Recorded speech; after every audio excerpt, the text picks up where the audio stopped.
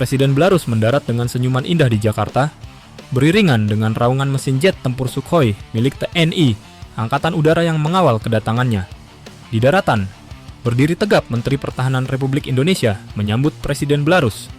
Sebuah pemandangan yang terlihat normal, sebuah bentuk penghormatan antar negara. Ada yang aneh? Tentu tidak. Namun, apakah ini menjadi simbol bahwa kunjungan kali ini menitik beratkan kepada urusan persenjataan dan pertahanan? Karena muncul satu pertanyaan besar, apakah Belarus datang hanya membawa diplomasi? Atau justru menjadi kurir sang raja terakhir? Sebuah nama yang santer berhembus di kalangan forum-forum militer sebagai salah satu simbol kekuatan pertahanan udara. Mari kita bahas.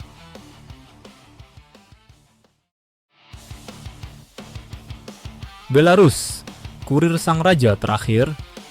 Akhir-akhir ini, forum-forum militer ramai membicarakan satu istilah yang terdengar seperti sebuah gelar, sang raja terakhir. Sebuah istilah yang bukan diberikan kepada seorang pemimpin, melainkan kepada sebuah sistem pertahanan udara yang dianggap menjadi simbol kekuatan langit. Dan nama yang paling sering dikaitkan dengan istilah tersebut adalah Sistem Rudal Pertahanan Udara S-400. Pembahasan ini kembali mencuat setelah sebelumnya muncul perhatian terhadap rencana kunjungan Presiden Prabowo ke Rusia namun batal. Sempat muncul spekulasi, apakah Indonesia akan membuka pembicaraan mengenai sistem pertahanan udara strategis tersebut? Namun, dalam percaturan geopolitik membeli senjata tidaklah semudah membalikan telapak tangan. Karena ketika berbicara alutsista strategis yang bermain bukan hanya kemampuan teknologi, ada kepentingan besar, ada tekanan, ada sanksi, ada tarik-menarik kekuatan. Sebuah keputusan pembelian senjata bisa menjadi langkah militer sekaligus langkah politik, dan di tengah permainan itulah nama Belarus mulai menarik perhatian. Karena jika Rusia adalah pintu utama, maka apakah Belarus bisa menjadi pintu lain? Sebuah jalur alternatif menuju permainan yang lebih besar.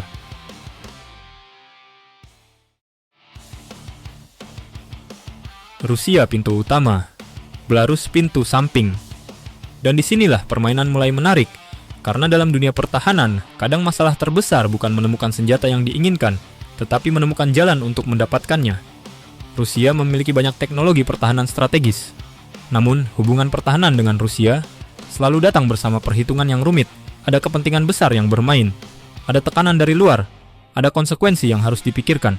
Maka dalam situasi seperti ini, muncul peran negara-negara yang memiliki hubungan dekat dengan Rusia, dan salah satunya adalah Belarus. Belarus mungkin bukan pemilik utama teknologi tersebut, namun Belarus berada sangat dekat dengan lingkaran pertahanan Rusia. Sehingga muncul sebuah pertanyaan, apakah Belarus hanya datang membawa hubungan diplomatik, atau menjadi jalur komunikasi alternatif?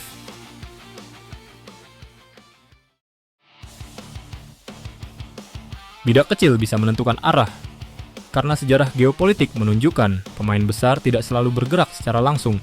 Kadang, langkah paling penting justru datang dari pihak yang berada di tengah, negara yang menjadi penghubung, negara yang membuka percakapan, negara yang membuat dua kepentingan bisa bertemu. Dan posisi seperti inilah yang membuat Belarus menarik untuk diperhatikan. Bukan karena Belarus menggantikan Rusia, tetapi karena Belarus berada di posisi yang membuatnya memiliki nilai strategis. Sebuah negara kecil dengan akses menuju permainan besar.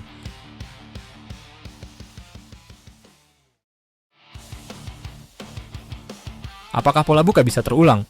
Karena sebelumnya, Indonesia sudah menunjukkan bahwa kerjasama pertahanan tidak selalu harus melalui jalur yang paling terlihat. Ada pola di mana kerjasama bisa berjalan melalui Belarus. Dan sekarang, ketika muncul pembicaraan tentang sang raja terakhir, publik mulai menghubungkan titik-titik tersebut. Apakah ini hanya kebetulan? Atau memang ada pola diplomasi pertahanan yang sedang dibangun? Karena dalam dunia militer, satu kerjasama seringkali bukan akhir, tetapi pembuka pintu berikutnya.